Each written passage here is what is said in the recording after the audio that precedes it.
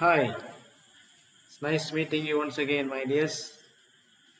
It's Luis Das from English EC Luis channel. How are you all? In this video, I'm here to help you to understand the question number 28 in your public pattern. This is purely for the examination point of view for the students who are in 11th and 12th standard. So again, this video is going to be purely on examination point of view. If you had watched my previous video, my dears, I discussed and helped you to understand question number 27, which was about reporting a dialogue or direct and indirect speech or reported speech. So as a continuation, because I told you at the beginning of the previous video, from question number 27 to 30, all kinds of grammar will be exposed to you for your questions, and then in those four questions, 27, 28, 29, 30, in these four questions, grammar like transformation of sentences, reporting a dialogue, conditionals, degrees of comparison, active voice, passive voice. So anything, any question may appear on any kind of grammar. So any grammar item. So therefore, with that point of view, I just helped you to understand question number 28 in my previous video. So in this video, I'm just moving on to the next one. அன்பான மாணவிகளே அல்லது செல்வங்களே அல்லது யார் யாரெல்லாம் இந்த video பார்த்துட்டு இருக்கீங்களோ அனைவருக்கும் வணக்கம். இந்த வீடியோ பதிவின் மூலமாக நான் உங்களுக்கு என்ன சொல்ல காத்திருக்கின்றேன் என்றால், அதாவது கேள்வி எண் 28 அதை இன்னைக்கு டிஸ்கஸ் பண்ண போகிறேன். என்னது அது அப்படின்னா, இதுக்கு முன்னாடி நான் போட்ட வீடியோ நீங்கள் பார்த்துருந்தீங்கன்னா அதில் 27வது கொஸ்டினை டிஸ்கஸ் பண்ணியிருப்பேன். இந்த வீடியோ அது இனி வரக்கூடிய ஒரு 4-5 வீடியோக்கெல்லாம் எதை பேஸ் பண்ணியிருக்கோம் அப்படின்னா, முக்கியமாக இந்த காலங்களிலே தயாரித்து கொண்டிருக்கின்ற 11 மற்றும் 12ஆம் வகுப்பு மாணவர்களுக்கான ஒரு வீடியோ பதிவாக இருக்கும். காரணம் என்னென்னா, அதில் கொஸ்டின் பேட்டர்ன் உங்களுக்கு தெரியும், 47 கேள்வி கேட்டிருப்பாங்க. அதில் கொஸ்டின் நம்பர் கேள்வி எண் 27லேருந்து 30 வரைக்கும் கிராமர் பேஸ்டாக அந்த கொஸ்டின்லாம் இருக்கும். ஸோ அதனுடைய அடிப்படையில் போன வீடியோவில் கடைசியான வெளியிட்ட வீடியோவில் 27வது கொஸ்டின் ரிப்போர்ட்டிங் த டயலாக் அல்லது டைரக்ட் இன்டைரக்ட் ஸ்பீச் அந்த கொஸ்டினை பற்றி டிஸ்கஸ் பண்ணேன். அப்போ அதனுடைய தொடர்ச்சியாக தான் இந்த வீடியோவில் இன்றைக்கி நான் உங்கள்கிட்ட என்ன ஷேர் பண்ண காத்திருக்கணும் அப்படின்றா, 28வது கேள்வி, அதாவது கண்டிஷனல்ஸ். அதில் பார்த்தீங்கன்னா இன்னொன்று இன்வர்ஷன் அப்படின்னு ஒன்று இருக்கும், அதை பற்றி தான் டிஸ்கஸ் பண்ண போகிறோம்.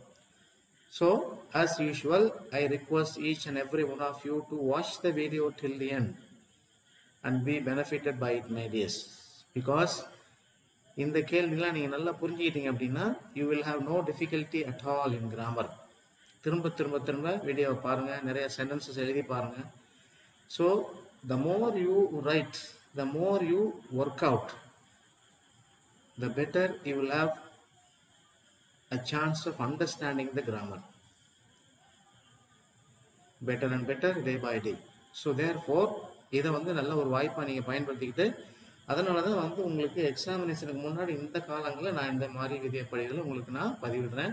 ஸோ அதனால் நீங்கள் மட்டும் பார்க்காம உங்கள்கிட்ட இருக்கக்கூடிய பக்கத்தில் இருக்கக்கூடிய உங்களுடைய நண்பர்கள் எல்லாத்தையும் சொல்லி இந்த வீடியோ பார்த்து பயனடைங்க. சப்ஸ்கிரைப் பண்ண சொல்லுங்கள் my dears. So tell your friends, those who are living close by, to subscribe my channel and increase the support because this is purely for you.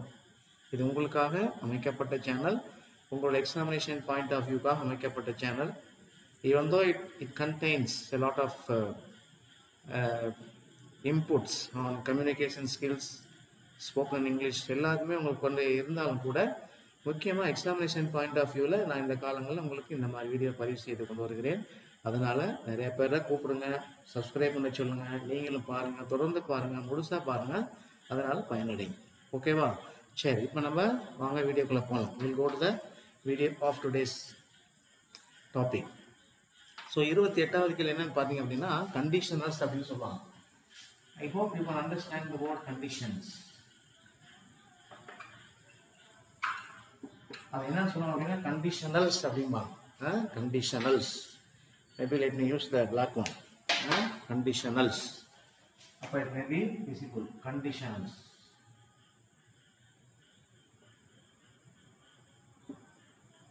Conditionals. இப்போ இதில் வந்து இன்னொன்று வந்து பார்த்தீங்கன்னா inversion அப்படின்னு சொல்லுவாங்க. ஓகேவா?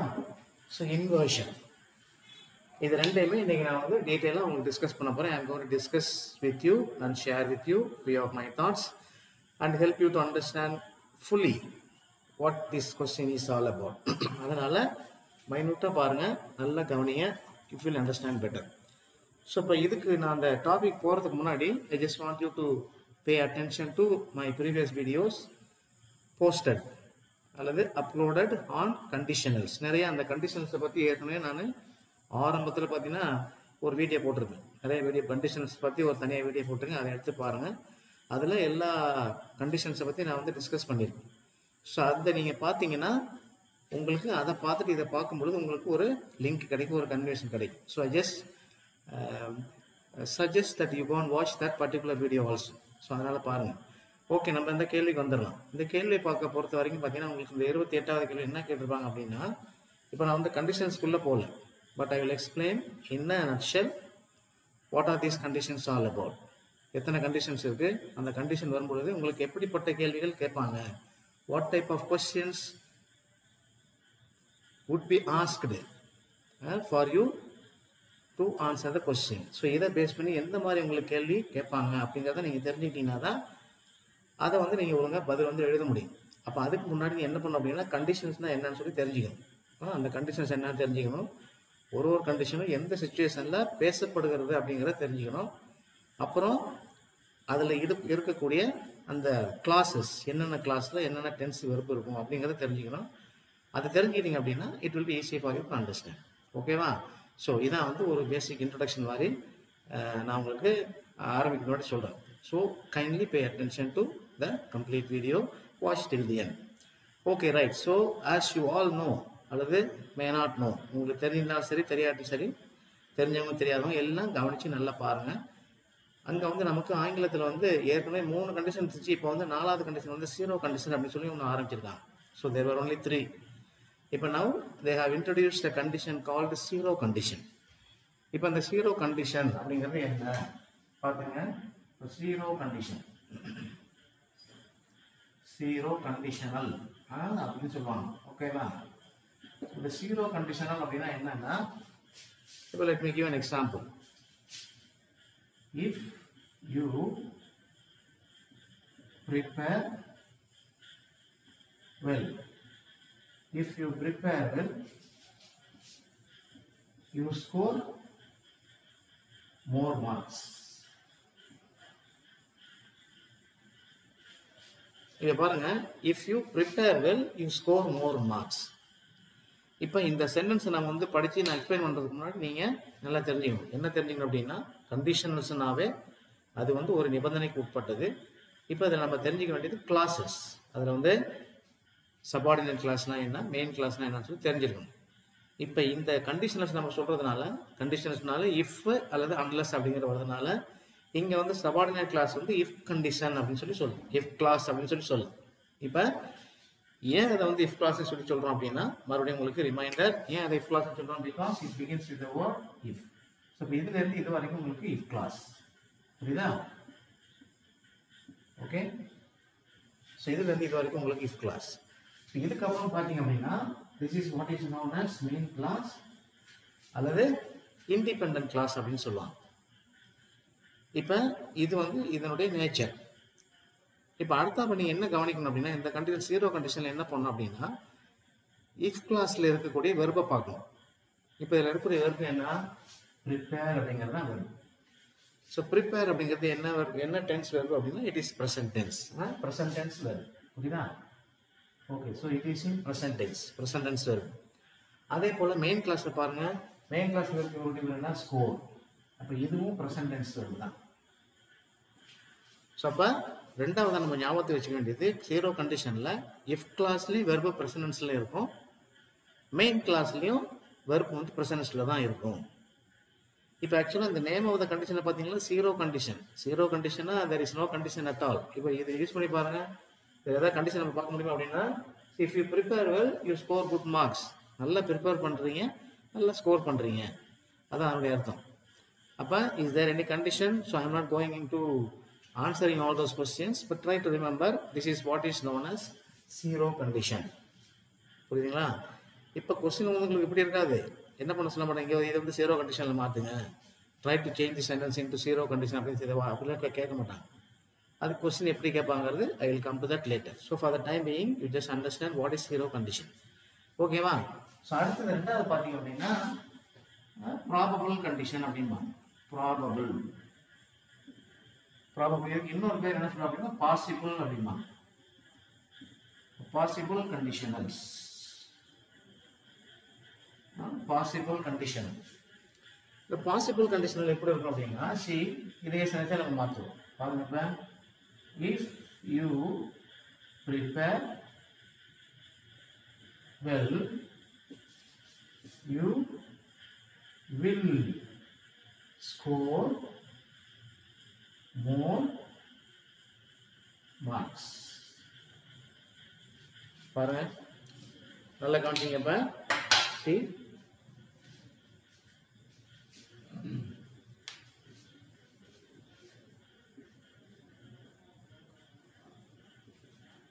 ஓகேவா? பாருங்க, இப்போ see if you prepare well you will score more marks. இந்த கண்டிஷனுக்கு பேர் என்ன அப்படின்னா ப்ராபபிள் அல்லது பாசிபிள் கண்டிஷன் அப்படின்னு சொல்லுவாங்க. ஏன் ப்ராபபிள் பாசிபிள் அப்படின்னு சொல்றோம் அப்படின்னா, இட் கேன் ஹேப்பன் அல்லது இட் வில் ஹேப்பன். அதனால தான் இதை வந்து ப்ராபபிள் அல்லது பாசிபிள் கண்டிஷன், முடியும் அப்படிங்கிறதாங்க இதை வந்து பாசிபிள் கண்டிஷன் சொல்றாங்க. இப்போ இதனுடைய ஸ்ட்ரக்சரை பாருங்க. இதனுடைய ஸ்ட்ரக்சர் பாருங்க. இது வந்து இஃப் கிளாஸ்னு தெரியும். இதுல இருந்து இஃப் யூ ப்ரிப்பேர் இதே சென்ஸ் தான் இங்கே பயன்படுத்திருக்கு. So same thing. அப்போ வெர்ப் வந்து உங்களுக்கு எதில் இருக்கு? ப்ரெசன்ட் டென்ஸ்ல தான் இருக்கு. ஓகேவா? ஸோ வெர்ப் வந்து it is in present tense. இங்கே பாருங்க, you will score good marks. இங்கே வந்து என்ன இருக்கு? வெர்ப் வந்து உங்களுக்கு என்ன இருக்கு அப்படின்னா ஃபியூச்சர் டென்ஸ் தான் வந்து. இப்போ வில் ஸ்கோர் அப்படிங்கிறது ஃபியூச்சர் டென்ஸ், சிம்பிள் ஃபியூச்சர் அப்படின்னு சொல்லுவாங்க. அப்போ இதுதான் நீங்கள் இதில் வந்து ஞாபகம் வச்சுக்க வேண்டியது. ப்ராபபிள் கண்டிஷனில் என்னென்ன ஸ்ட்ரக்சர் வந்து எப்படி இருக்கும் அப்படின்னா, இஃப் கிளாஸில் உங்களுக்கு வெர்பு வந்து சிம்பிள் ப்ரெசன்ட் டென்ஸ்லையும், மெயின் கிளாஸில் உங்களுக்கு வெர்பு வந்து சிம்பிள் ஃபியூச்சர் டென்ஸ்லையும் இருக்கும். அப்படி இருந்துச்சுன்னா அது வந்து என்னது? ஒரு ப்ராபபிள் அல்லது பாசிபிள் கண்டிஷன் சொல்லுவாங்க. So for the timing just remember this.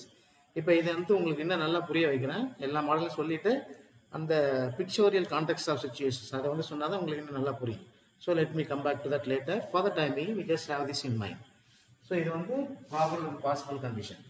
அடுத்தது பார்த்தீங்கன்னா மூணாவது கண்டிஷன் வந்து பார்த்தீங்கன்னா இம்ப்ராபபிள் கண்டிஷன். இம்ப்ராபபிள் அல்லது இன்னொரு பேர் என்ன சொல்லுவாங்க அப்படின்னா ஹைப்போதெட்டிக்கல் அப்படிமா. C hypothetical conditions. See, hypothetical conditional. இப்போ இதே சென்டென்ஸ் மறுபடியும் எழுத போறோம் பாருங்க. என்னது? if you prepared well you would score more marks. புரியுதா? ஸோ இதுதான் வந்து இம்ப்ராபபிள் அல்லது ஹைப்போதெட்டிக்கல் கண்டிஷன். இப்போ ஹைப்போதெட்டிக்கல்னா என்ன? Hypothetical means unsure, not sure. Where you are standing, you are in a confused state of mind. Imaginary condition அப்படி சொல்லுவாங்க. அதான் hypothetical அப்படின்னு சொல்றது. இப்போ இதில் என்னென்ன பார்த்தீங்கன்னா, இது வந்து உங்களுக்கு இஃப் கிளாஸ். இப்போ இஃப் கிளாஸில் வெர்பு எங்கே இருக்கு? ப்ரிப்பேர்னு வந்துச்சு. அப்போ இது என்ன டென்ஸ்? இது என்ன டென்ஸு? ஞாபகம் இருக்கா? என்ன டென்ஸு? இடியில் முடிஞ்சுன்னா அது டியில் முடிஞ்சுன்னா அது வந்து சிம்பிள் பாஸ்ட் டென்ஸ். அப்போ இங்கே வந்து பாஸ்ட் டென்ஸில் இது வந்துடும். பாஸ்ட் டென்ஸில் வந்துடும். புரியுதா? பாஸ்ட் டென்ஸில் வந்துடும். மெயின் கிளாஸை பாருங்கள், இண்டிபெண்டன்ட் கிளாஸை பாருங்கள். இப்போ you would score more marks. இங்கே வெர்பு எது? would score. இங்கேயும் past tense தான். அதாவது will அப்படிங்கிற வெர்பானது இங்க வந்து would-ஆ மாறி. அப்ப இது வந்து என்ன சொல்றோம் அப்படின்னா future would score அப்படிங்கிறது passive-ல வந்துருக்கு. would score. future passive அப்படின்னு சொல்லுவாங்க. புரியுதா? would போடுறது ஏன்னா would, could, should இதெல்லாம் போட்டதுக்கு அப்புறம் என்ன பண்ணக்கூடாது? வெர்பனுடைய past tense past participle எழுதக்கூடாது. present tense verb தான் எழுதணும். புரியுதா? அப்போ இது வந்து என்ன டென்ஸ் இது? past tense எங்கேயும் past tense தான் இருக்கும். But simple past tense past passive வந்துடும். ஆனா இது past tense தான். So this is also past. Will becomes would. ஓகேவா? ஸோ இது வந்து ஹைப்போதெட்டிக்கல் அல்லது இம்ப்ராபபிள் கண்டிஷன். இதில் நாலாவது கண்டிஷன் வந்து இடம் நான் கேட்குறேன் பாருங்க. நாலாவது என்ன அப்படின்னா இது வந்து ஒன்றுன்னு வச்சுக்கோங்க, இது வந்து 2, இது வந்து 3. இப்போ நாலாவது கண்டிஷன் என்ன அப்படின்னா உங்களுக்கு வந்து impossible condition. Impossible conditional. impossible condition. இப்போ இது எப்படி இருக்கும் பாருங்க. If you had prepared well, you would have scored more marks. நல்லா கவனிச்சிங்க. See, we are in the last condition. If you had prepared well, you would have scored more marks. இப்போ இதில் if classல verb எந்த tense இருக்கு பாருங்க. if classல verb எதுங்க? had prepared. என்ன tense அது? past perfect tense. ஓகேவா? past perfect tense. past perfect tense. main class பாருங்க. You would have scored. verb எதுங்க? would have scored. இப்போ woodங்கிறது ஏற்கனவே present tense வந்து past tense செகண்ட் கண்டிஷன் நம்ம அதாவது ஹைப்போதெட்டிக்கல்ல பார்த்துட்டோம். இங்க இது என்னது? இது வந்து perfect tenseல வந்துரும். அப்ப இது என்ன சொல்லுவாங்க அப்படின்னா future perfect passive அப்படின்றாங்க. இப்போ would அல்லது should போட்டு என்ன பண்ணுவாங்க? could, would, should அப்புறம் have scored. இதுக்கப்புறம் ஹேவ்ங்கிறது இங்கே வந்து என்ன பண்ணக்கூடாது? அது பாஸ்ட் பார்ட்டிசிபிள் எழுதக்கூடாது, ஹேடுன்னு எழுதக்கூடாது. புரியுதா? அல்லது ஹேஸ்ன்னு போடக்கூடாது. ஓகேவா? ஸோ அதான் என்ன வருங்க? would have scored. Future perfect passive அப்படின்னு சொல்லுவாங்க. இப்போ would have scored அல்லது could have scored இதில் ஒன்றா வரும். அப்போ இதுதான் வந்து உங்களுக்கு பாஸ்ட் பர்ஃபெக்ட் டென்ஸிங்க. இங்கே வந்து future perfect passive. would have scored. Future perfect passive. Future perfect passive. இப்போ நல்லா நான் சொல்கிறது கேட்டுங்க. ஸோ இதுதான் வந்து கண்டிஷனல்ஸுடைய நிலைமை. கண்டிஷன்ஸ் வந்து இப்படி தான் இருக்கும். ஓகேவா? இப்போ நல்லா தெரிஞ்சுங்க.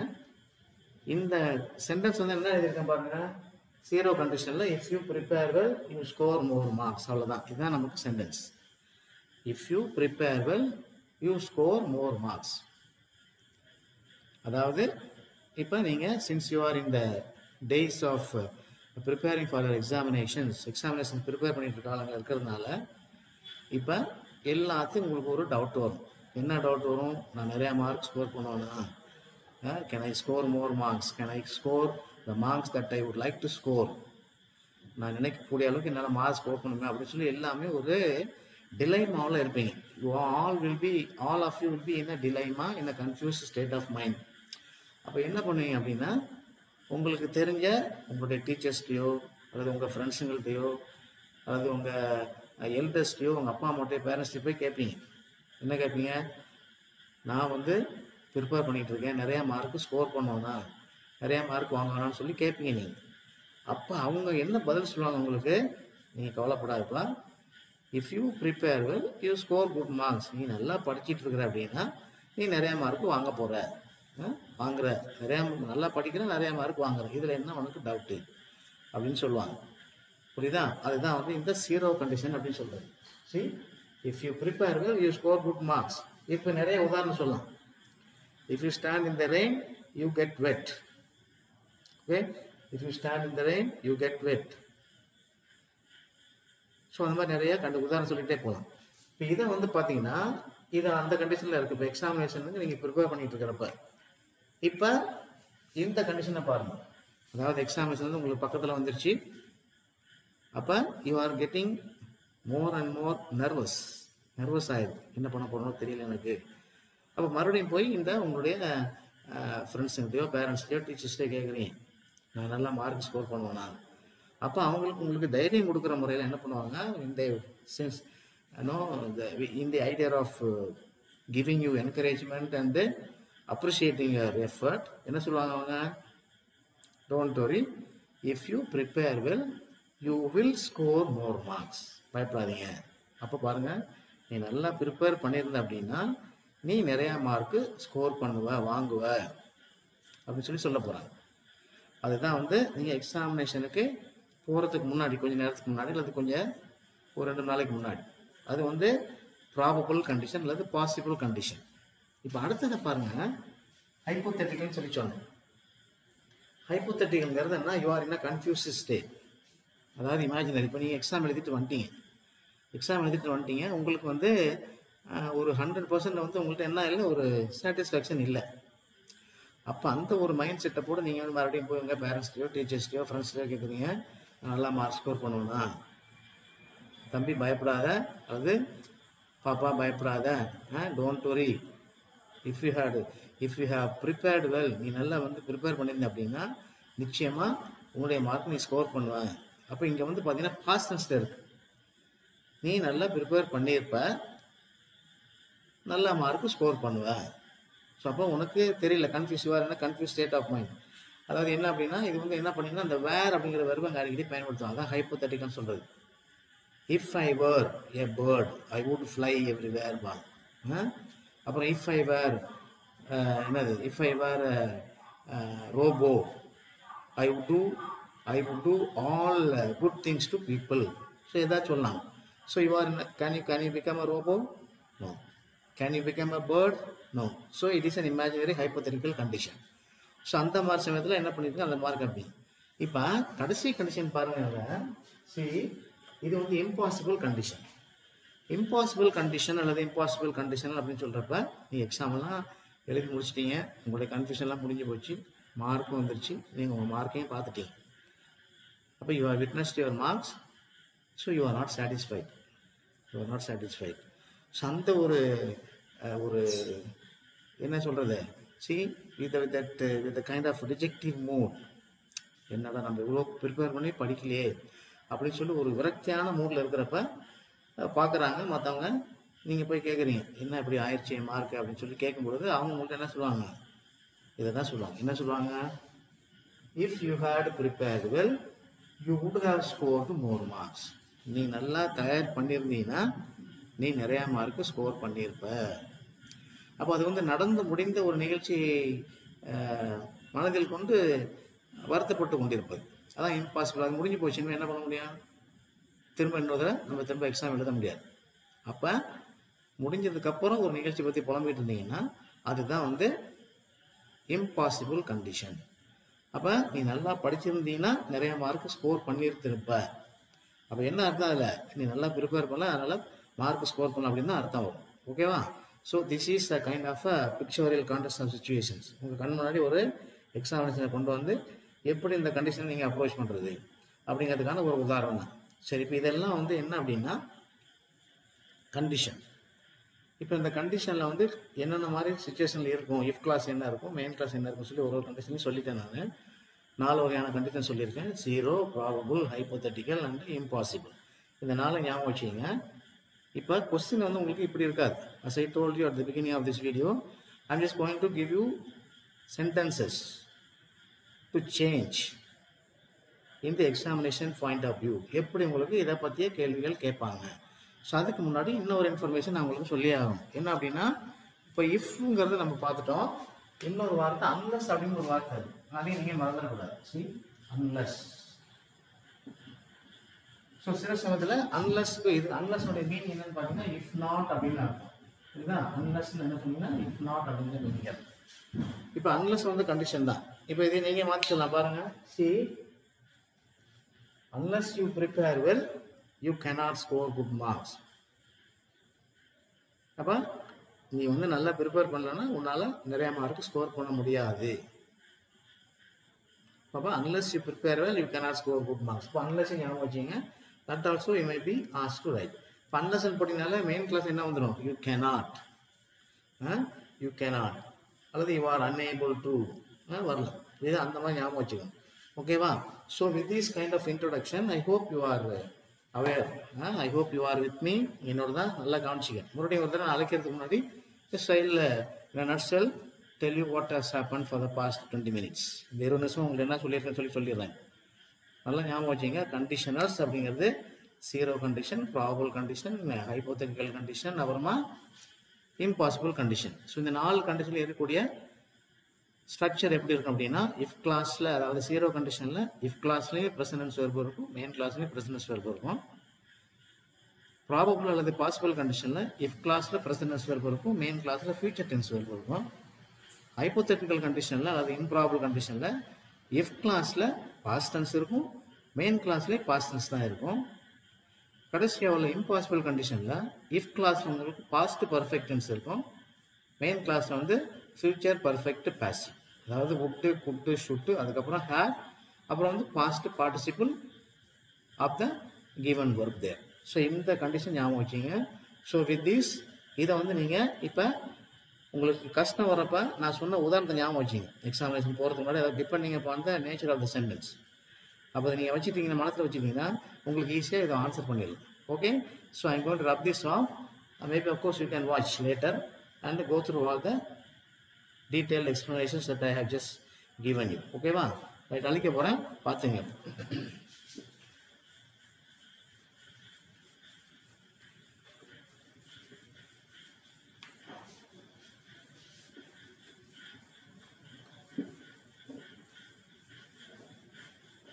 Right,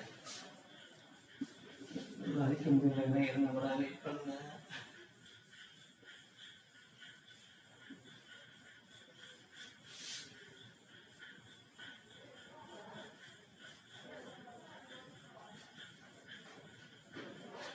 So let me rub this cloth.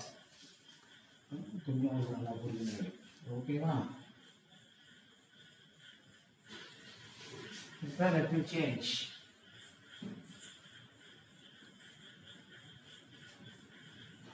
So இப்போ தான் நம்ம வந்து என்ன பண்ணுறோன்னா, இப்போ தான் நம்ம வந்து மெயின் பிக்சருக்கே வரோம். என்ன மெயின் பிக்சர் சார்? அப்போ இந்த கேள்வி வந்து உங்களுக்கு எப்படி கேட்பாங்க? சி ஃபார் எக்ஸாம்பிள்,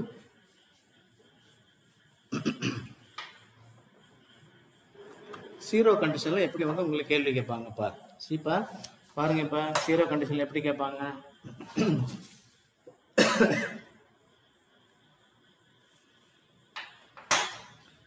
கவனிங்க. சி,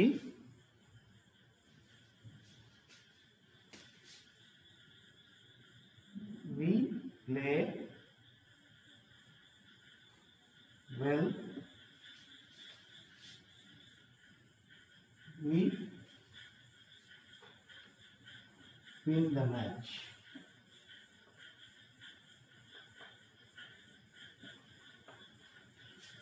இப்போ இதை கொடுத்துட்டு என்ன பண்ணுவாங்க அப்படின்னா, இந்த மாதிரி ஒரு சென்டென்ஸை கொடுத்துட்டு ப்ராக்கெட்டில் என்ன போடுவாங்க? ஸ்டார்ட் வித் இஃப் அப்படின்னு சொல்லி கேட்டுருவாங்க. Start with if, start with if. இது ரொம்ப ஈஸி பாருங்க. we play well, we win the match. இப்போ இதை வந்து நீங்கள் என்ன பண்ணணும் அப்படின்னா, see you have the verb here. இங்கே verb இருக்கு, இங்கே verb இருக்கு. இது வந்து ரொம்ப சிம்பிள். அப்போ இது என்ன கண்டிஷன் நீங்கள் போய் டிசைட் பண்ணிடலாம். What type of condition is it?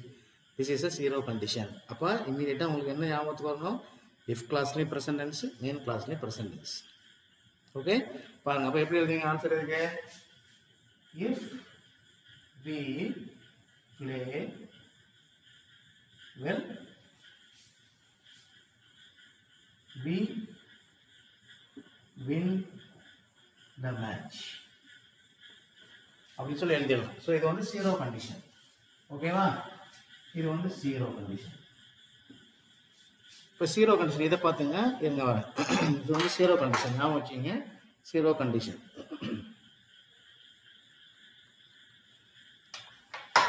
இப்போ இதே வந்து ஸ்டார்ட் வித் இஃப்னு போட்டால் நீங்கள் என்ன பண்ணலாம் அப்படின்னா, சி இதை வந்து ப்ராபபிள் கண்டிஷன்லேயே எழுதலாம். நம்ம ப்ராபபிள் கண்டிஷன்ல எழுதலாம். அப்படி ப்ராபபிள் கண்டிஷன்ல எப்படி எழுதலாம் அப்படின்னா, சி பாருங்க, if we play well, we will win the match. அப்ப இது வந்து என்னது? Probable condition. ப்ராபபிள் ஓகேங்களா? இஃப்ல தொடங்கியாச்சு.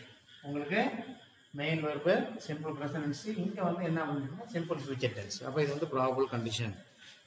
நமக்கு இன்செக்ஷன் பார்க்கணும். பிகின் வித் இஃப் அல்லது start with use, start with if அப்படின்னு சொல்லி கேள்வி கேட்டுருவாங்க.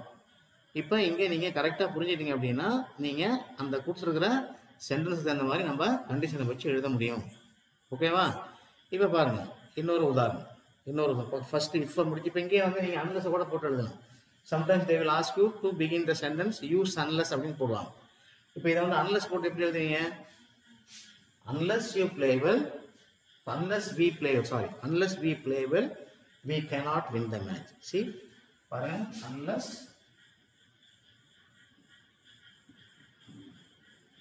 unless we play well,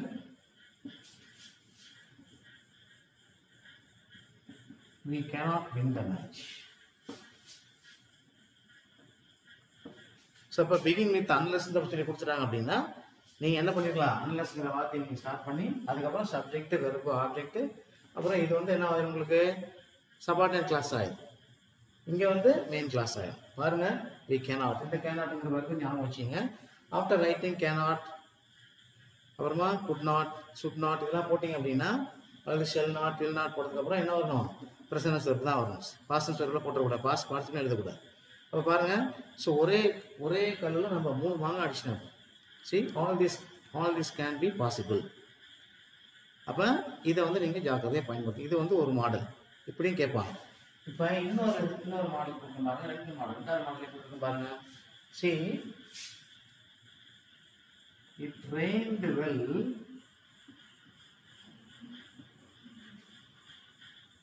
அப்படி it rained continuously அப்படின்னு மாற்றிக்கலாம். இருங்க பாருங்க, உங்களுக்கு புரியுற மாதிரி. It rained continuously.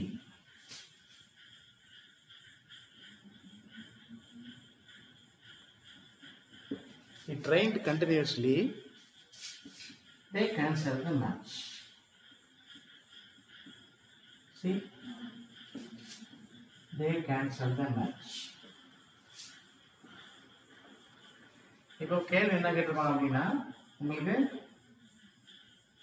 ஸ்டார்ட் அல்லது பிகின் வித் இஃப் அப்படின்னு சொல்லி கேள்வி கேட்டுருவாங்க. பாருங்க, நல்லா காமிச்சிங்க. See, it rained continuously, they canceled the match. தொடர்ந்து மழை பெஞ்சிக்கிட்டே இருந்துச்சு, மேட்ச் வந்து கேன்சல் பண்ணிட்டாங்க. அப்போ திரும்ப விளையாட முடியுமா? அவங்களால திரும்ப விளையாட முடியுமா? அப்போ இது வந்து என்ன கண்டிஷன் சொல்லி நாங்கள் பார்க்கணும். It is impossible condition. பாருங்க, அதை வந்து நம்ம இது பண்ணிக்கணும். ஃபிட் ரெயின், சி, இப்போ இம்பாசிபிள் கண்டிஷன். அதே சமயத்தில் என்ன பண்ணோம் அப்படின்னா நம்ம யோசிச்சு பார்க்கணும். தொடர்ந்து மழை பெஞ்சிட்டே இருந்துச்சு, மேட்ச் வந்து கேன்சல் பண்ணிட்டாங்க, பிகின் வித் இஃப். அப்போ நம்ம இப்படி யோசிச்சு பார்க்கணும். எப்படி யோசிச்சு பார்க்கணும்? மேட்சை ஏன் கேன்சல் பண்ணாங்க? why did they cancel the match? because it rained continuously. அப்போ என்ன எழுதணும்? கண்டிஷன் வந்து இஃப் தானே. இது நடக்காமல் இருந்திருந்தா இது நடந்திருக்காது. இப்படி நடந்தா இப்படி நடக்கும். If this happens like this, it will happen end like this. if it did not happen like this, it would not have happened like this. So இந்த மாதிரி நம்ம மாறி யோசிச்சு ஆரம்பிக்கணும். அப்போ மேட்ச் எப்போ நிப்பாட்டிருக்க மாட்டாங்க? மழை வந்து பெய்யாமல் இருந்திருந்தா. அப்போ அங்கே நெகட்டிவ் கனோட்டேஷன் நமக்கு வந்து ஞாபகம் வரும். அப்போ என்ன வரணுங்க? என்ன கண்டிஷன் இது பாருங்க. So begin with F. Answer எப்படி இருந்தீங்க? If it had not rained continuously. என்ன கண்டிஷன் இது? if it not continuously என்ன வருவாங்க? they would not have cancel the match.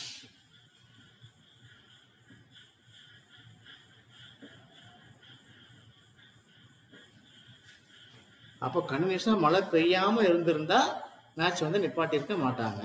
see as simple as that. அப்போ என்ன டென்ஸ் வந்து பாருங்க, had rained. இது வந்து பாஸ்ட் பெர்ஃபெக்ட் டென்ஸ், அதாவது இம்பாசிபிள் கண்டிஷன். இடையில வந்து நம்ம நெகட்டிவ் ப்ராடக்ட்ஸ் நாட் வந்து கொண்டு வந்தோம். ஏன்னா கண்டிஷன் இல்லையா அது, இது நடக்காம இருந்தா இப்படி நடந்திருக்க வாய்ப்பு இல்லை.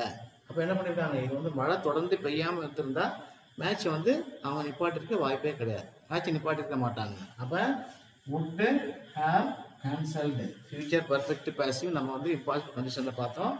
சரி, இது வந்து நாட் வந்ததுனால அந்த நாட்டு சேர்த்துருக்கு. புரியுதா? ஸோ இது வந்து ஒரு model.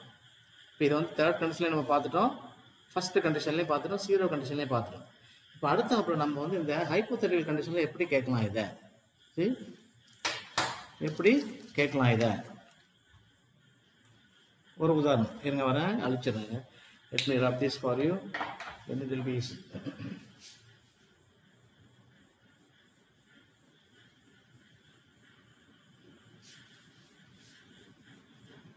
I hope you are with me. Sometimes also you may have to look into the one word answer. இதுல one word நமக்கு நிறைய ஆன்சர் கண்டுபிடிச்சிடலாம். see spotting there இந்த மாதிரி கேட்பாங்க. they would ask you even the same type of questions in the spotting there also. அதெல்லாம் நமக்கு வந்து மிக்ஸ் பண்ணி தான் கேட்பாங்க. because we are in advanced stage இல்லைங்களா, நம்மலாம் அட்வான்ஸ் லெவல் ஸ்டூடெண்ட்ஸ், ஹையர் செகண்டரியில் படிச்சுட்டு இருக்கோம். ஸோ இதெல்லாம் நம்ம முன்னாடி என்ன பண்ணிருக்கோம், தெரிஞ்சு வச்சுருக்கோம். Okay,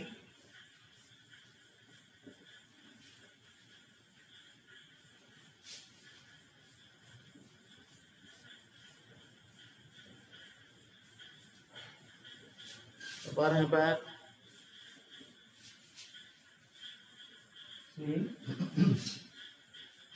okay.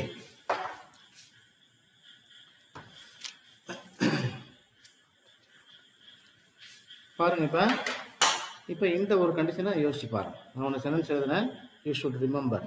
என்ன பண்ண போறேன் இப்போ, பாருங்க இப்போ சென்டென்ஸ் எழுதுறேன். I am not rich. I want to build a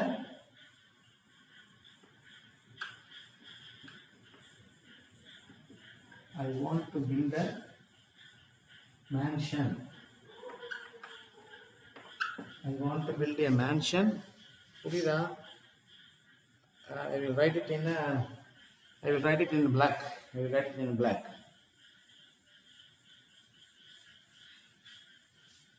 Want to build a mansion near the seashore.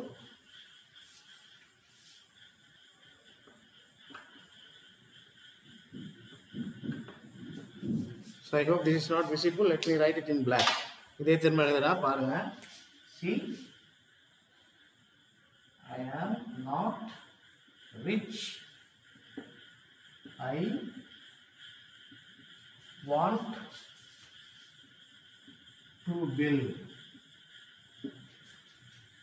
a mansion near the seashore.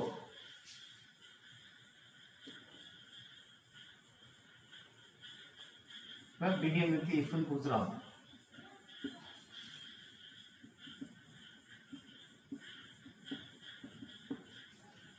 begin with if அல்லது start with if ன்னு கொடுத்துருவாங்க. பாருங்க கண்டிஷனை புரிஞ்சிட்டீங்களா? you should understand the meaning of the concept. என்ன சொல்ல வராங்க? I am not rich. I want to build a mansion near the seashore. நான் வந்து பெரிய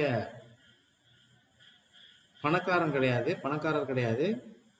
நான் வந்து ஒரு பெரிய கோட்டை, ஒரு பெரிய அரண்மனை மாதிரி உள்ள ஒரு வீட்டை, அது ஒரு கோட்டை மாதிரி உள்ள ஒரு வீட்டை வந்து நான் கடற்கரையில் கட்ட விரும்புகிறேன். அதான் அதனுடைய கான்செப்ட், அண்டர்ஸ்டாண்டிங். இப்போ இதை நம்ம கேட்டோன்னே என்ன நமக்கு ஞாபகத்துக்கு வருது? முதல் கண்டிஷன் வந்து நான் வந்து ஏழை, என்கிட்ட பணம் கிடையாது. ஸோ பணம் இல்லாத ஒரு ஆள் வந்து பெரிய கோட்டை வந்து கடற்கரையில் கட்டணும் அப்படின்னா முடிகிற காரியமா இல்லை. அப்போ என்ன பண்ணணும், நம்ம என்ன கண்டிஷனில் இந்த கொஸ்டின் வந்து கேட்கப்பட்டிருக்காங்க, புரியுதா? என்ன கண்டிஷன் இந்த கொஸ்டின் கேட்கப்பட்டிருக்கான் அப்படின்னா, அதாவது ஹைப்போதெட்டிக்கல், இமேஜினரி. அவர் வந்து இமேஜின் பண்ணுறாரு, நான் வந்து ஏழை, இருந்தாலும் நான் வந்து ஒரு பெரிய கோட்டை வந்து நான் இது கடற்கரை பக்கத்தில் கட்ட விரும்புகிறேன். அப்போ என்ன கண்டிஷன்? பிகின் வித் இஃப்னு கொடுத்துட்டான். அப்போ என்ன வரணுங்க? என்ன வரணும்? இஃப் கிளாஸில் பாஸ்ட் டென்ஸ் வெர்பு, மெயின் கிளாஸ்லேயும் பாஸ்ட் டென்ஸ் வெர்பு வரும். அப்போ இதனுடைய ஆன்சர் என்ன இருக்கும்? யோசிச்சு நேரம் நீங்கள் வந்து என்ன பண்ணிருக்கணும்? ஆன்சர் சொல்லியிருக்கணும். என்ன பண்ணுவீங்க? இஃப் சப்ஜெக்ட் வந்து ஐ இருக்கு இல்லையா? இஃப் ஐ, இங்கே வந்து பி வெர்பு இது. அப்போ என்ன வரணுங்க? இங்கே வந்து if I were rich, if I were rich, அப்போ என்ன பண்ணுவாங்க? I would build a mansion near the seashore.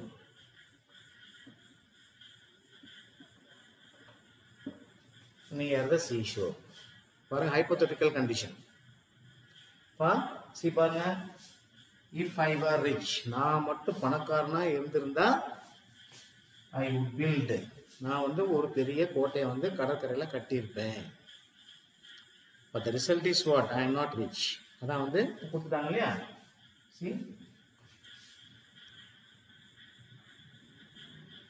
இப்போ இதுதான் நீங்கள் வந்து கான்செப்டை புரிஞ்சுக்கணும். So to understand what I mean, இது வந்து செகண்ட் கண்டிஷன் பாருங்கள்.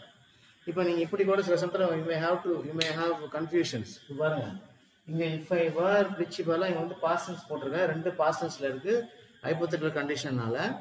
இப்போ இந்த சுச்சுவேஷன் பொறுத்த வரைக்கும் என்ன பண்ணலாம்? இஃப் ஐ ஆம் ரிச் அப்படின்னு போட்டிங்கன்னா இங்கே என்ன வந்துடும்?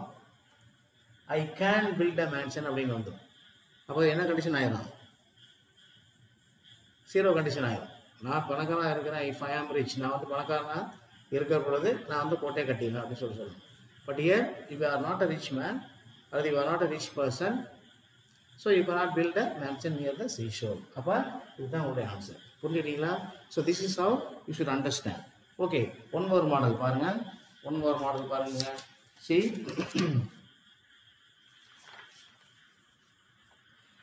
ஸோ இப்படி தான் உங்களுக்கு வந்து என்ன பண்ணுவாங்க அப்படின்னா கேள்வி கேட்பாங்க. இப்போ இதே வந்து வேர், பிகின் வித் வேர்னு சொல்லி கேட்பாங்க சில சமயத்தில். வேர் இப்போ என்ன பண்ணுவாங்க? இதே பாருங்க, இன்னொரு கேள்வி எப்படி கேட்பாங்க? I am not a bird, I am not a bird, see, I cannot fly,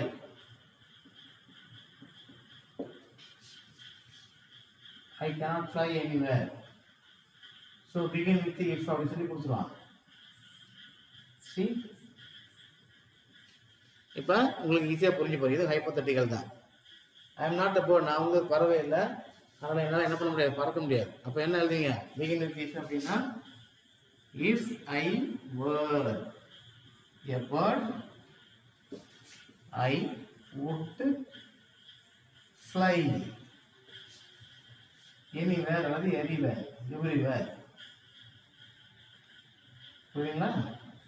See, so this is as simple as that, my dears. நல்லா புரிஞ்சுன்னு நினைக்கிறேன் உங்களுக்கு. இப்போ ஸோ இப்போ நம்ம probable condition, zero condition, impossible condition மூணுலேயே வந்து இந்த model கேள்வி வந்து உங்களுக்கு இப்படி தான் கேட்பாங்க. ஒரு சென்டென்ஸை கொடுத்துட்டு, சிச்சுவேஷன் கொடுத்துட்டு, பிகின் வித் இஃப் அல்லது பிகின் வித் அன்லெஸ் அல்லது பிகின் வித் வேர். அந்த வேர்ன்னு வந்தாலே you must be able to remember that that is type of hypothetical கண்டிஷனாக ஞாபகம் பண்ணி வச்சுங்க. ஓகேவா? So that you must remember very very carefully. Okay, இதோட நம்ம என்ன பண்ணுறோம் அப்படின்னா இந்த இஃப் பயன்படுத்தி எழுதக்கூடிய சென்டென்ஸை முடிச்சிடலாம். இப்போ அடுத்த நம்ம போகிறது என்ன அப்படின்னா இன்வர்ஷன் அப்படிங்கிற கான்செப்ட்டுக்கு போகிறோம். ஸோ அதுக்கு முன்னாடி இதை ஒரு தடவை நல்லா யோசிச்சு பாருங்கள். ஸோ அதாவது உங்களுக்கு என்ன கொடுக்க மாட்டாங்க அப்படின்னா சென்டென்ஸை கொடுத்துட்டு இதை வந்து நீங்கள் ப்ராபபிள் கண்டிஷனில் எழுதுங்க. Right the sentence in probable condition, right the sentence in hypothetical condition அப்படின்னு கேட்க மாட்டாங்க. They will give a situation. So you have to understand the concept.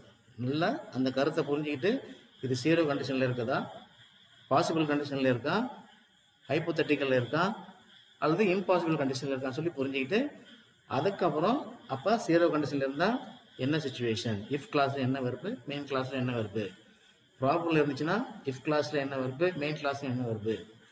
Subject எழுதுறதுலாம் குழப்பிடக்கூடாது. ஏன்னா சப்ஜெக்ட் உங்களுக்கு ஏற்கனவே கொடுத்துருப்பாங்க அதிலே. அதனால் you don't have to be confusing. பார்த்தீங்க அப்போது ஹைப்போதெட்டிக்கல் இருந்துச்சுன்னா இஃப் கிளாஸில் என்ன டென்ஸ் வெர்பு, மெயின் கிளாஸில் என்ன டென்ஸ் வெர்பு. இம்பாசிபிள் இருந்துச்சுன்னா இஃப் கிளாஸில் என்ன டென்ஸ் வெர்பு, மெயின் கிளாஸ் என்ன டென்ஸ் வெர்பு. இதை புரிஞ்சிட்டிங்க அப்படின்னா you can easily answer the question and score 2 marks easily. புரியுதுங்களா? ஸோ இதை நம்ம தெரிஞ்சுக்கணும். இப்போ இதை வந்து பார்த்தீங்கன்னா இன்னும் கொஞ்சம் ட்விஸ்ட் பண்ணி கேட்பாங்க. அந்த ட்விஸ்ட் தான் வந்து நம்ம என்ன பண்ண போகிறோம் அப்படின்னா இப்போ இன்வர்ஷன் அப்படின்னு சொல்ல போகிறோம். ஸோ அந்த இன்வர்ஷன் கான்செப்ட் தான் இப்போ வர போகிறேன். Just be with me for a minute R 2.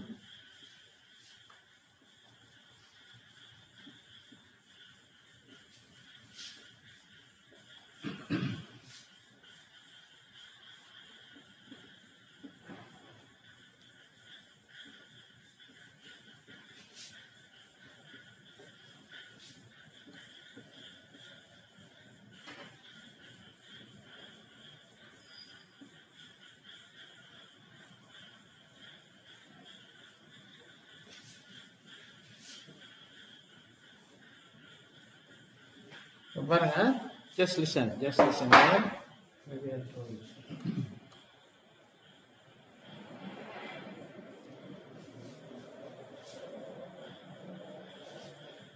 First of all, inversion அப்படின்னா என்ன சொல்லி தெரிஞ்சுக்கணும். What is inversion after all? Inversion. அப்ப inversion அப்படின்னா என்ன? What is inversion?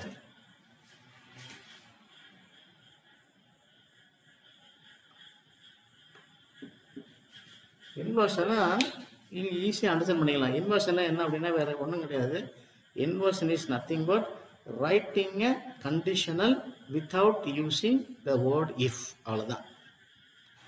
இப்போ கண்டிஷன்ஸ் நம்ம என்ன சொல்லியிருந்தோம் இதுக்கு முன்னாடி? இஃப் போட்டு எழுதினா தான் கண்டிஷன், அன்லெஸ் போட்டு எழுதினா தான் கண்டிஷன் சொன்னோம். இப்போ இன்வர்ஷனுங்கிறது என்ன அப்படின்னா இஃப் இல்லாமல் அன்லெஸ் எழுதாமல் ஒரு சென்டென்ஸை, அதாவது அந்த கண்டிஷனில் வரக்கூடிய வெர்பை வந்து ஸ்டார்டிங் வேர்டை வச்சுக்கிட்டு எழுதப்படக்கூடிய வாக்கியங்கள் தான் வந்து இன்வர்ஷன் அப்படின்னு சொல்லி நம்ம புரிஞ்சுக்கணும். So as simple as that. இப்போ பாருங்களேன், இப்போ உங்களுக்கு கேள்வி எப்படி கேட்பாங்க அப்படின்னா, see for example,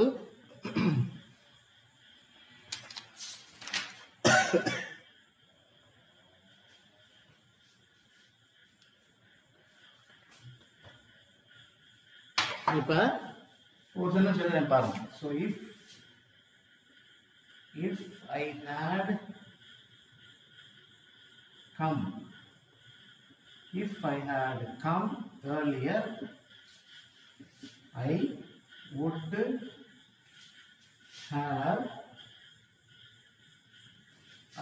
have attended the interview அப்படின்னு ஒரு சென்டென்ஸ் இருக்கு.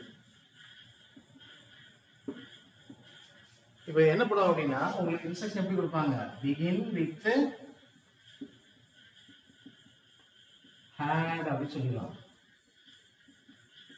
see, இப்போ நீங்க வந்து கன்ஃபியூஸ் ஆகக்கூடாது.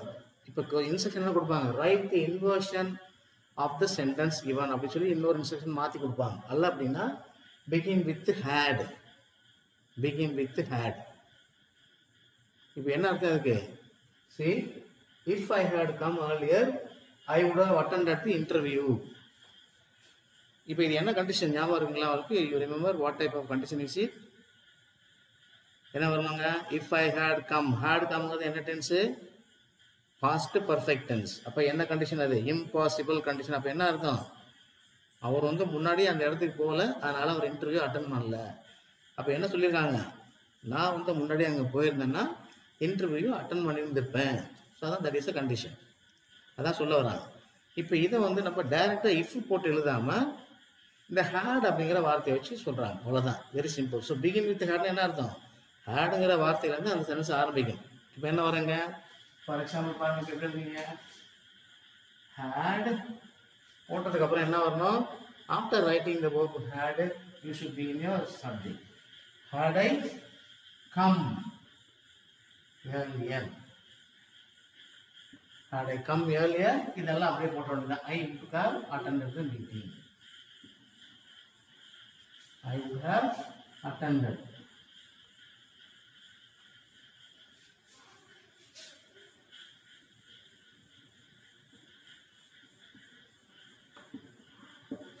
புரியுதுங்களா? see, had I come earlier, I would have attended the meeting. என்னப்பா கஷ்டம் இல்லை உங்களுக்கு?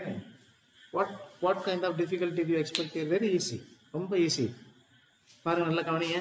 See, had I come earlier, I would have attended the meeting. என்ன பண்ணிருக்கேன் இப்போ had வந்து ஆரம்பிச்சாச்சு. இப்போ இன்ஸ்ட்ரக்ஷன் எப்படி கொடுப்பான்னு சொல்லி இந்த மாதிரி கொடுக்காம write the inversion of the given sentence அப்படி சொல்லி கேட்டுருவாங்க. அந்த மாதிரியும் கேட்கலாம். இப்போ அந்த மாதிரி ஒரு மாடல் பார்ப்போம் நம்ம. பாருங்க, see, rewrite the sentence. நான் இன்ஸ்ட்ரக்ஷன் கொடுத்தேன். Rewrite the sentence.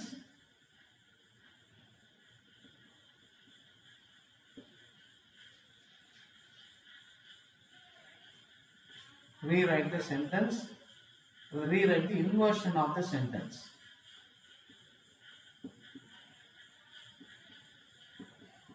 Give one. அப்படி சொல்லி கொடுத்துருப்பாங்க. Rewrite the inversion of the sentence. Give one. கொடுத்துருக்க சென்டென்ஸை இன்வர்ஷன்ல எழுதுங்க. அதாவது கொடுக்கப்பட்டிருக்க சென்டென்ஸ்ல இன்வர்ஷன் எப்படி எழுதுவீங்க அதை வந்து கேட்பாங்க. அப்ப சென்டென்ஸ் என்ன கொடுப்பாங்க?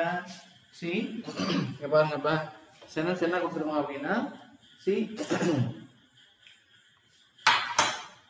பாருங்கப்பா, இதான் உங்களுக்கு situation. If I where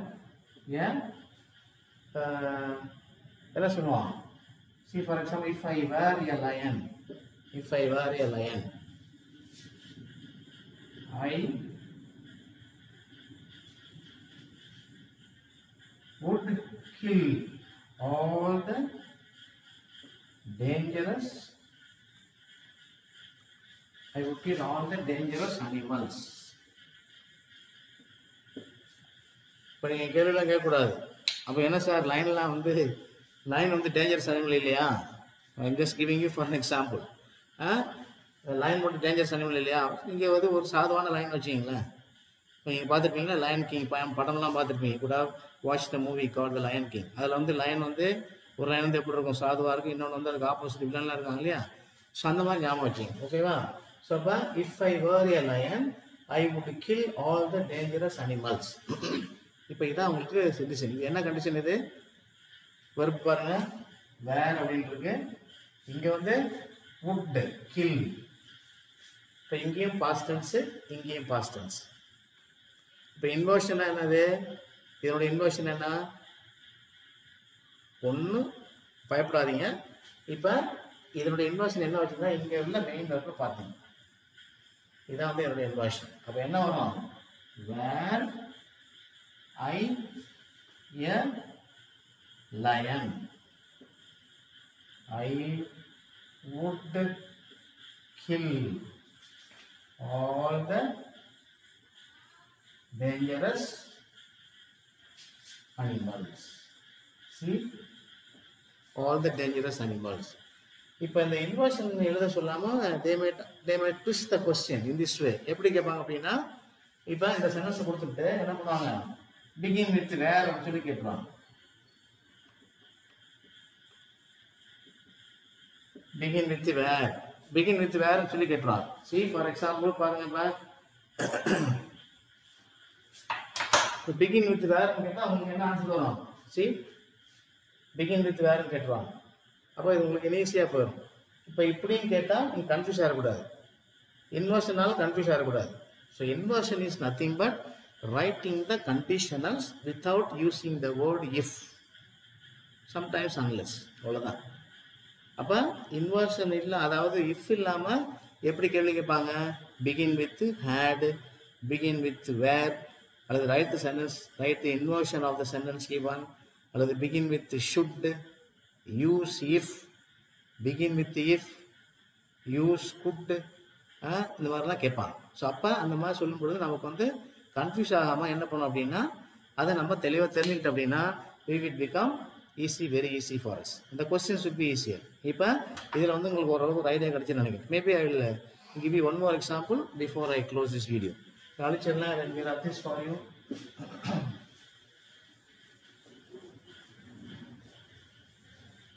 I hope you are with me and you understand. கண்டிப்பாக பார்த்தீங்கன்னா தான் உங்களுக்கு இதனுடைய இதெல்லாம் தெரியும். ஓகேவா?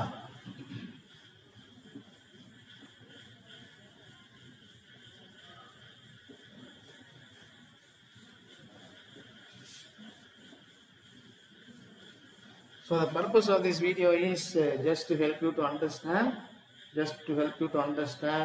Another, see, I was in the future, I taught English. Use it class. பாருங்க.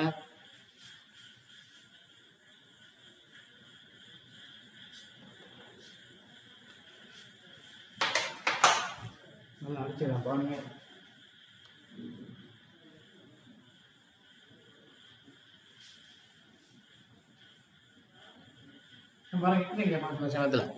See,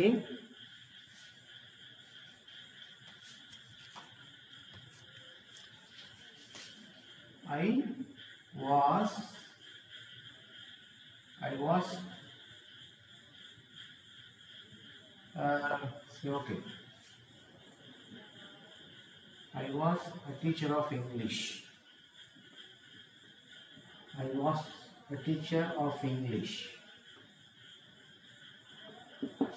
I taught English.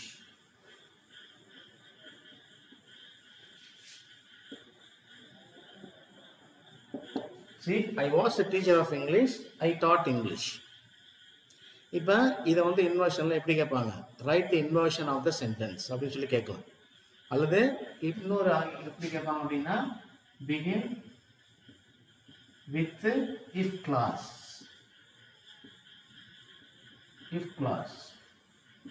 Begin with if கிளாஸ்ன்னு கேட்கலாம். அல்லது இன்வர்ஷன் ஆஃப் த சென்டென்ஸ் அப்படின்னு சொல்லி கேட்கலாம். So you must be prepared to understand the instruction properly. நம்ம பண்ற பெரிய மிஸ்டேக் என்ன அப்படின்னா, sometimes students and my dears, all those who are viewing, நம்ம பண்ற பெரிய மிஸ்டேக் என்ன அப்படின்னா, we don't take time to read the instructions of the questions. அங்கதான் நமக்கு ஆன்சர் தெரிஞ்சிடும் சொல்லி பல பேர் வந்து அதீத நம்பிக்கை என்ன பண்றோம், நம்ம தெரிஞ்சிருந்த ஆன்சரை கூட தவற சமயத்தில் எழுதிட்டு வந்துடும். அதுக்கு முக்கிய காரணம் என்ன அப்படின்னா, one of the reasons is that we don't read the instruction properly and understand them. அந்த இன்ஸ்ட்ரக்ஷன்ஸ் வந்து நம்ம ஒழுங்காக படித்து புரிஞ்சுக்கிட்டால் ஒழிய நமக்கு ரைட்டாக வரக்கூடிய ஆன்சர் வந்து தவறாக வரக்கூடிய வாய்ப்பு இருக்குது. ஏன்னா அதீத நம்பிக்கையில் என்ன பண்ணிடுறோம், நம்ம இதுதான் ரைட் அப்படின்னு சொல்லி அவசரமாக எழுதிட்டு போயிடும். So you should take time to read the instruction. புரியுங்களா? ஸோ அதனால் ப்ராக்கெட்டில் என்ன இன்ஸ்ட்ரக்ஷன் கொடுத்துருக்காங்க அதை வந்து நல்லா புரிஞ்சுக்கிட்டு அதுக்கப்புறம் நீங்கள் அதுக்கு அந்த மாதிரி ஆன்சர் எழுதணும். இப்போ பாருங்க, see, I was a teacher of English. நான் வந்து ஒரு இங்கிலீஷ் ஆசிரியராக இருந்தேன். அதனால் நான் வந்து இங்கிலீஷ் வந்து டீச் பண்ணேன். பாஸ்ட் டென்ஸ், ரெண்டுமே பாஸ்ட் டென்ஸ். இப்போ இதை வந்து இன்வர்ஷனாகவும் எழுதலாம், இன்ஸ்ட்ரக்ஷன் கொடுப்பாங்க, அது இஃப் கிளாஸில் பயன்படுத்தி எழுத சொல்லியிருக்காங்க. எப்படி எழுதுவீங்க? சி, இப்போ இஃப்ங்கிறது கண்டிஷன். இஃப் கண்டிஷனை பயன்படுத்தினா என்ன பண்ணியிருக்கணும்? அப்போ எப்படி எழுதணும்? நான் வந்து ஆங்கில ஆசிரியராக இல்லாமல் இருந்திருந்தால் நான் ஆங்கிலம் நடத்தி இருக்க மாட்டேன் அல்லது ஆங்கிலம் சொல்லி கொடுத்திருக்க மாட்டேன். அதான் எழுதணும். அதுதான் கண்டிஷன். இப்போ that is what we are suppose to write as the answer to this question. இப்போ அதான் வந்து இஃப் கிளாஸை பயன்படுத்தி எழுதக்கூடியது. புரியுதா? சி, பாருங்க, இப்போ இப்போ எப்படி எழுதலாம்?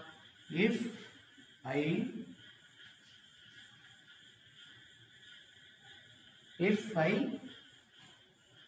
had not been a teacher of English. If I had not been a teacher of English, I would not have taught English. So by the if class பயன்படுத்தி எழுதக்கூடிய sentence. See, if I had not been a teacher of English, நான் வந்து ஆங்கில ஆசிரியராக இல்லாமல் இருந்திருந்தா நான் வந்து இங்கிலீஷ் வந்து சொல்லி கொடுத்துருக்க மாட்டேன். இதான் வந்து இஃப் கிளாஸ் பயன்படுத்தி எழுதக்கூடியது. அப்போ இதனுடைய ஹைப்போதெட்டிக்கல் கண்டிஷன் எப்படி இருக்கும்? நான் இங்கிலீஷ் ஆசிரியர் இல்லை, அதனால் நான் இங்கிலீஷ் நடத்தலை.